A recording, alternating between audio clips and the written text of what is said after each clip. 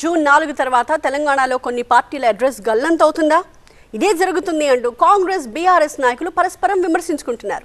మాజీ మంత్రి జగదీష్ రెడ్డి, మంత్రి కోమటిరెడ్డి వెంకటరెడ్డి మధ్య డైలాగ్ వార్ని చూద్దాం.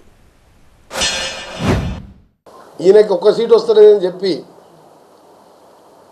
ఈరోజు మొత్తం కూడా మధ్య భ్రమించి ఇక పార్టీ ఇంకొక 4వ తారీఖు అంటే ఎంత అయింది, ఇలా 23 అంటే ఇంకా 12 రోజులు పార్టీ అనేది లేకుండా పోతుంది. ఒక ఎమ్మెల్యే ఉన్నాడు, ఒక కార్యకర్త ఉన్నాడు, 17 స్థానాలు 14 స్థానాలు 15 డిపాజిట్ పెయింగ్ ఉంటాడు ఆ పార్టీలో.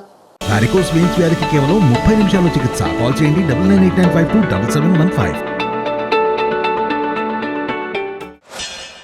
లోక్సభ ఎన్నికల తర్వాత కాంగ్రెస్ పార్టీని కుక్కలు కొట్లాడుకుంటుంది. ఆ పార్టీ చీలికలు పేలికలు అవుతుంది, బలహీనమవుతుంది తప్ప ఇప్పుడు ఇలా మాట్లాడుతున్న మంత్రులే తెల్లవారి నుంచి ఏమేమి మాట్లాడుతున్నారో మీరే చూస్తారు. ఎన్నికల ఫలితాలు అయిపోయిన తర్వాత ఈ రాష్ట్ర ప్రభుత్వం గతి ఏమవుతుందో అనేది కూడా ప్రజలకు అనుమానాలు కూడా ఉన్నాయి. మొదలు మీ చక్కగా చూసుకుంటే మంచిది.